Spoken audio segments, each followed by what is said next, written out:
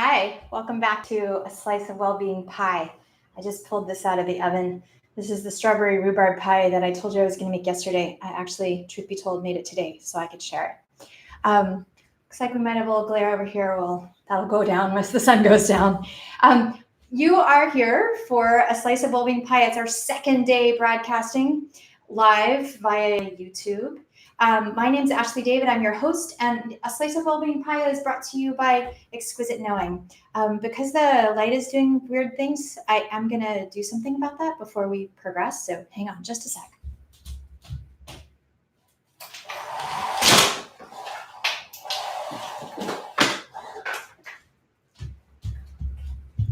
All right, we're ready to go. So for those of you who are tuning in for the first time, this is our second broadcast, as I said. We are coming to you from Houston, Texas, in the second ward. This is something that I'm offering to you for a couple of reasons. One, and most importantly, I hope that you feel empowered in a time when it's a little hard to feel empowered. But in general, I hope that you'll be able to carry this past this moment of crisis and into your life and be more empowered each and every day, moment by moment.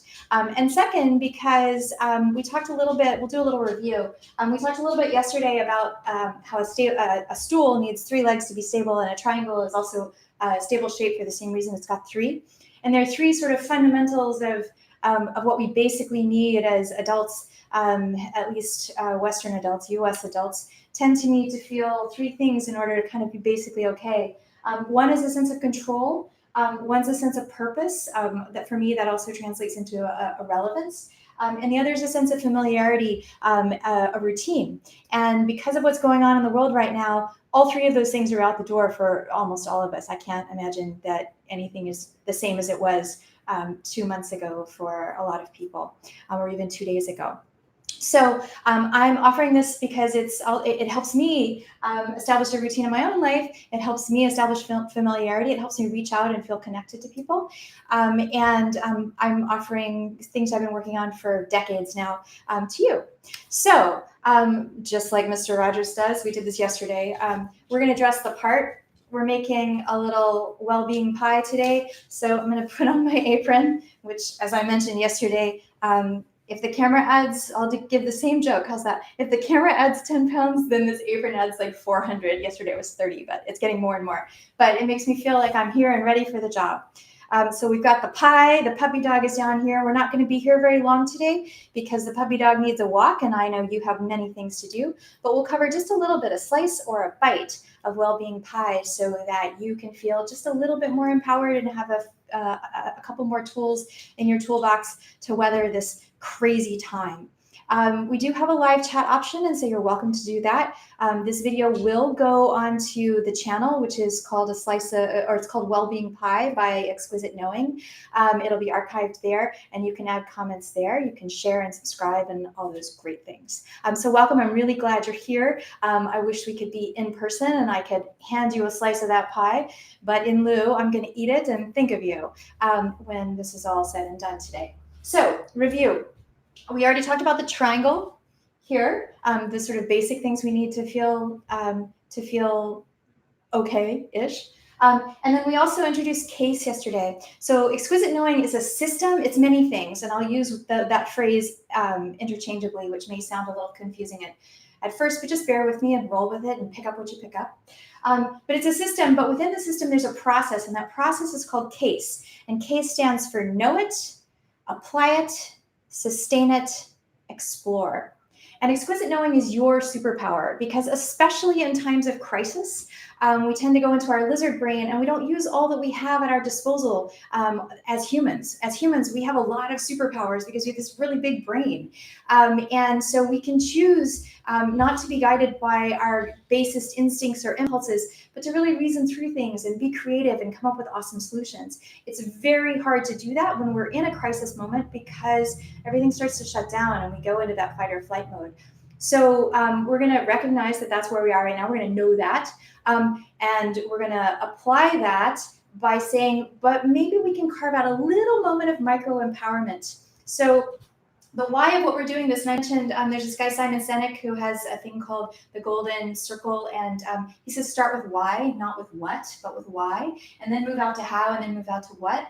So we're going to start with why, and why is empowerment. That's why I'm doing this. That's why Exquisite Knowing exists. I hope to empower you, and I hope to empower myself, and I hope that together, we're in this together, that we'll empower each other as a collectivity. Today, we're going to, the how for this empowerment is going to be via the Fingers of Wellbeing. And I piloted this, by the way, with a 12-year-old and a 9-year-old I work with distantly. And so I hope you'll appreciate some of the drawings that are going to follow and the spirit with which we created them. So this information is accessible to starting at about 8th grade or 8 years old or 3rd grade on up. And so you can share this with your families, you can share this with your children can watch. I sometimes swear, but I will try not to on this channel. Okay, so the why we're doing this is empowerment, yours, mine, all of ours. The way we're going to do it today, the how is the Fingers of Wellbeing. And then the what, let's dig in. Basically, I'm not going to tell you how to do things. I'm just going to give you tools. You, in your most empowered self, when you are using your own exquisite knowing, you are in a better position than anyone on the planet, or off the planet for that matter, to determine what the right move is for you, moment by moment. And as you catalyze that micro-empowerment moment by moment, it accrues. And you then are able to explore more things and gain more tools and know what those tools are that you need, so that every day you have a little bit more micro-empowerment under your belt. And collectively, if we're all doing that, then we all sort of raise the bar for what we can expect and what we can do in the world.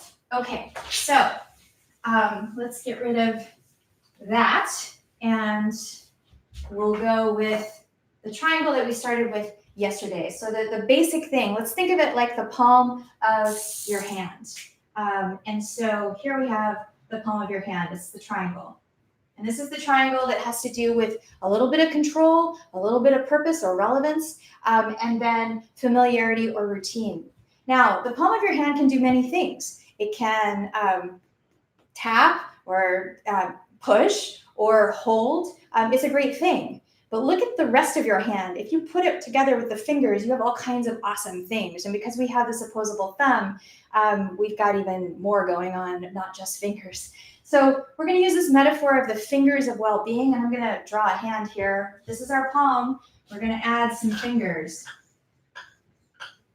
And you can do this at home. Now, I'm going to give it away. We're going to make this a polydactyl hand, which is to say poly just means many and dactyl means digits. And so we're already polydactyl, but usually when we talk about polydactyl, we mean an extra digit. So I imagine that you've come across either a person or a cat, but especially a cat who's polydactyl. I had one when I was in college, or a little bit younger, high school probably. We called him Yogi Berra. I didn't know anything about sports, still don't, but I knew enough to know that there was this catcher's mitt, named Yogi Berra. And so I had this cat with extra thumbs. It looked like he had thumbs. And so it looked like he had catcher's mitt. So I called him Bear. He was a brilliant cat, lovely, lovely being. So to our hand, we're going to make him polydactyl, this or her, this, it, you, your hand, your Fingers of Wellbeing have an extra one, and we'll come back to why. Okay, so I'm going to get my notes because that helps me out here. So one of the fingers we're going to call, one of the Fingers of Wellbeing we're going to call physical. Another one, and I'm going to write the list out here, over here maybe, it might be easier to use. So physical is one.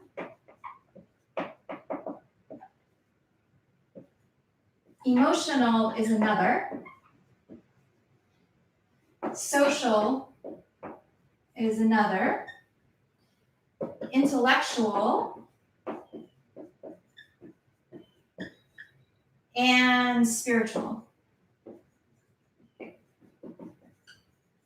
Now, if you think about who you are as a human and you think about all the humans that you know, we need to take care of our physical self, our emotional self, our social self, our intellectual self, and our spiritual self to feel like whole beings and to be all that we are as humans.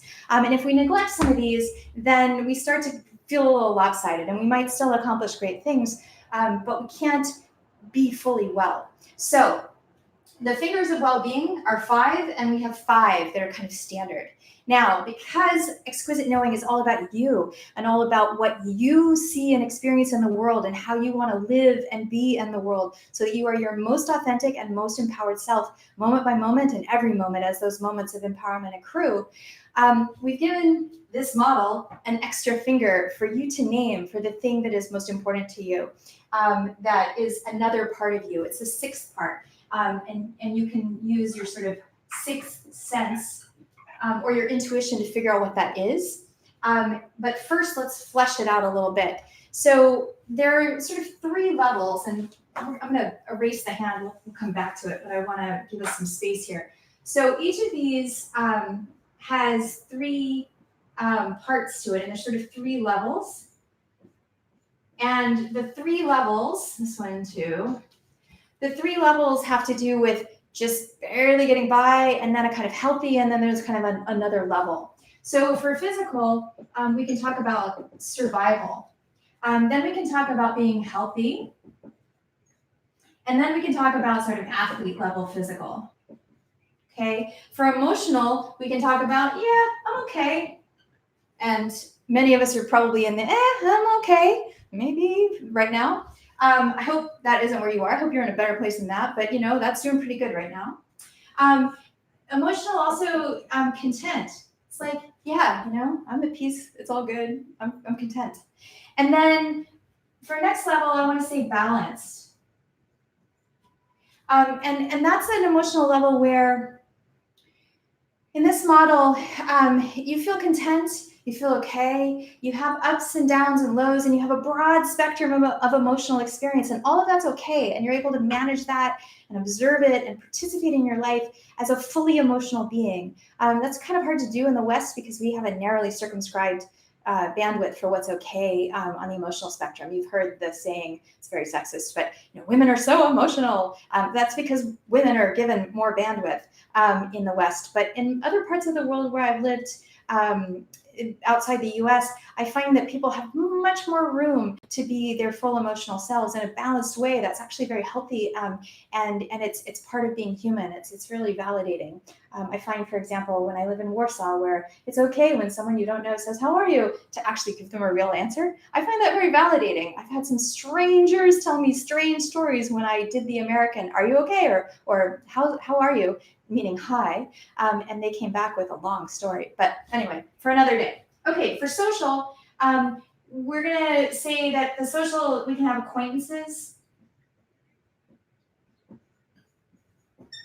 And those can be people that we kind of know, but they can also just be people we encounter. And throughout our days, when we're not sort of in this lockdown sort of situation, that the social distancing moment that many of us find ourselves in right now, we go through our day, and you might not have your person that you see at the grocery store over to dinner, but you know them because you go there regularly and you talk to them. Same thing with many other places that you go. So acquaintances can be people that you kind of know, but they can also be the people who populate your life, who you wouldn't call friends or family. So another level then is friends. And then we're going to say family here, but really that's just the inner circle. Family doesn't have to be blood relations or a partner. Family is your really small, tight inner circle of people that you are most free to be all of you with and to share all of you with. So that's your social rings. Intellectual. There are many ways to go about delineating these, by the by, and I encourage you to make notes and make up your own stuff. So with intellectual, I have as a sort of basic thing, and this is getting really messy, that's common for me, inspired. So you're inspired to think. That's a basic level. Challenged, I see as a really great thing. You're challenged, not just inspired to think, but you're challenged to really dig in. And then the next level of intellectual engagement is you are inspired and challenged to innovate, to be innovative. That's a really powerful place to be vis-a-vis your intellect. Okay, on the spiritual side of things, connected is kind of a basic level. And then whole, with yourself and with everything around you is a next level. And then for me, the highest level of spirituality has to do with being creative. And then this last thing we're going to go to in just a second. And this is how we're going to do it. So let's go back to, here's our palm, here's our hand. That's 1, 2, 3, 4, 5. Here's the extra digit. I want you to name your 6th finger of well-being. What is it? Now, you might be like, what? We just covered a whole bunch of things about being human here. What do you possibly mean? Well, here's the thing. When I was piloting this model with a 12-year-old I work with, a 6th grader, we got all this done. And he's like, I want a 6th finger. And I was like, all right. And I said, what do you want to call your 6th finger? And he loves red pandas. Red pandas are a metaphor for him for a lot of things. They're also a comfort thing for him. They're a very essential part of who he sees himself as, and they bring a lot of joy. So because these end in AL, physical, emotional, social, intellectual, spiritual, we named his 6th finger the Pandal. So red panda plus an L, red Pandal. That was the 6th finger of well-being for him. And into the Pandal, we put things like love, joy, companionship. And you might say, well, those are up there. But if you actually look at this, they're really related, a lot of them. For example, with spiritual, creative, and innovative with intellectual, those two things are really closely tied together for me. They might not be for you.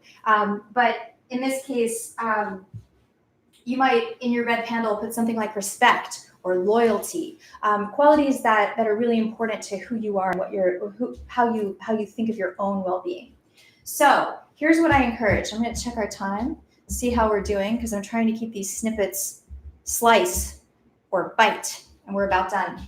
So your goal now for today is to make your Fingers of Wellbeing, to delineate your Fingers of Wellbeing as physical, emotional, social, intellectual, spiritual, and the last one. To give you another example, a 9-year-old that I work with, a 3rd grader, she called her 6th, there's a theme here with kids, they love animals and stuffed animals, not all kids obviously, but she called hers, she loves koalas. So she called her 6th finger of well-being the koala finger of well-being. So whatever you want to name it, you name it. I said, I might call mine the puppy doggle then. I got on their bandwagon and they thought that was awesome. So I called mine the puppy doggle. But figure out what your 6th finger is. Now, the next thing you do once you have your Fingers of Well-being is I want you to rank order them. And tomorrow, when we come back, what we're going to do is we're going to use that rank order to build your very own pie of your well-being pie. So rank order them, and not this order. They might coincidentally be this order, but what's the most important to you? Which finger is the most important to you? And this can change over the course of a day, but just in a general sense, what might you say is the most important one? And rank them 1 to 6. And then tomorrow, when we come back, and I will be back tomorrow, I'm that as part of the control and purpose and relevance and familiarity and routine. I'm going to be joining you this way for a while until we don't seem to need it anymore. So for tomorrow, what we'll do is we'll make a well-being pie. You'll make your own, and I'll show you how. And again, the what is up to you. My job is to lay out the why. Why am I here talking to you? And to give you some tools, that's the how. And your job is to create the what from the tools and the why, and to then expand the how and expand the what so that it's personally meaningful to you. That's your own exquisite knowing.